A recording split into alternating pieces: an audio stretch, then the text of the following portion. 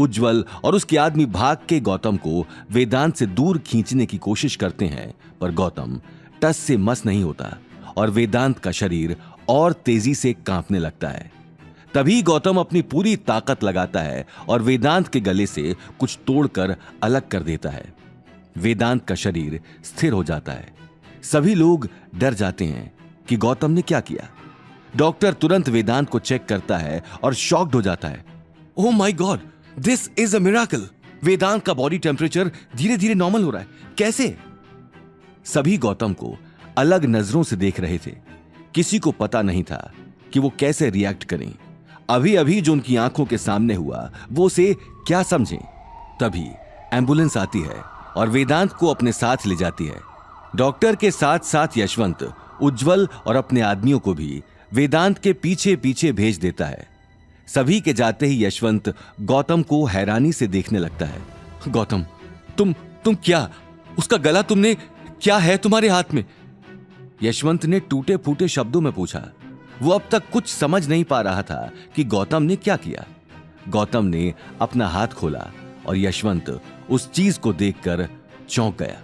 जी हाँ, ये gemstone locket था आपके बेटे के गले में। एंटीक्स की तो परख नहीं है आपके बेटे को, इसीलिए बिना सोचे समझे कुछ भी खरीद लेता है, बिना ये समझे कि उस पे उसका क्या असर होगा। पर आपको तो पता है ना, पता नहीं कितने सालों से ये इस जेमस्टोन लॉकेट को अपने सीने के पास लिए घूम रहा था। देखो इस जेमस्टोन के रंग को जो धीरे धीरे बदल रहा है। आपका ध्यान नहीं गया कभी? ऐसे स्टोन्स की नेगेटिव एनर्जी समय के साथ साथ और भी गहरी होती जाती है। इसी तरह की चीजें आपके घर की खुशियों को तोड़ रही हैं। इतना समझाने के बाद भी आप ये गलती कैसे कर सकते हैं? यशवंत शर्म से अपना सिर झुका लेता है। अगले ही पल गौतम उस जेम स्टोन को तोड़कर उसका चूरा बना देता है और यशवंत से कहता है, देखिए मिस्टर यशवंत, मैं आपको कोई झूठी उम्मीद नहीं देना चाहता हूँ। अभी तक प्रॉब्लम पूरी तरह से ठीक नहीं हुई है। मैंने आपके बेटे के शरीर से नेगेटिव एनर्जी दूर तो कर दी है, लेकिन नेगेटिव एनर्जी का ऑरा इतनी जल्दी खत्म नहीं होता। हमें आपके बेटे को बचाने के लिए कोई ना कोई सॉल्यूशन ढूंढना होगा, जिससे आपके बेटे के अंदर ये एनर्जी पूरी तरह से खत्म हो जाए।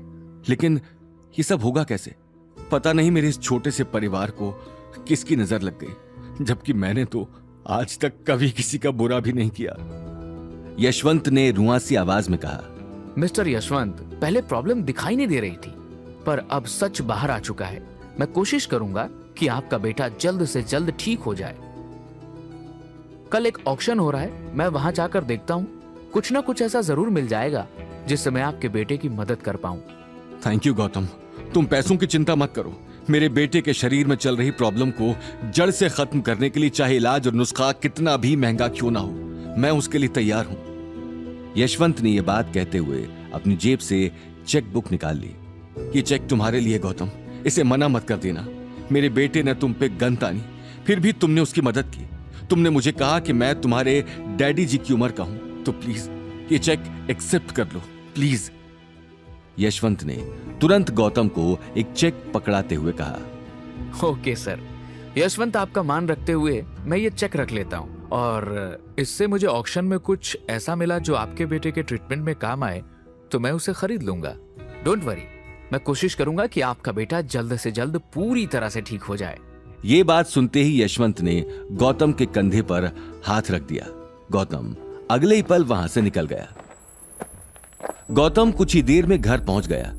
घर पहुंचते ही गौतम के दिमाग में यशवंत की ही बात चल रही थी, लेकिन जैसे ही वो घर के अंदर घुसा तो उसे सामने अनिल बैठा हुआ दिखाई दिया।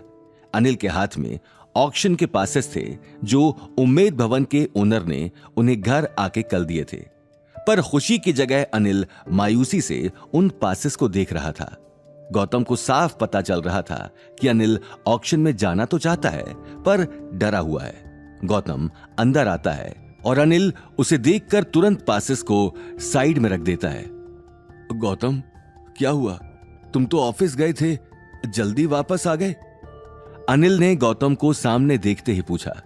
हाँ डैडी जी, वो मुझे मिस्टर यशवंत मिल गए थे जो उस दिन एंटिक स्ट्रीट में मिले थे। वो आज मुझसे मिलकर बहुत खुश थे। आगे की कहानी जानने के लिए देखिए अगला एपिसोड सिर्फ पॉकेट एफएम के यूट्यूब चैनल पर, और रॉयल वारिस के सारे एपिसोड्स को सुनने के लिए डिस्क्रिप्शन में दी लिंक से डाउनलोड करें पॉकेट एफएम ऐप।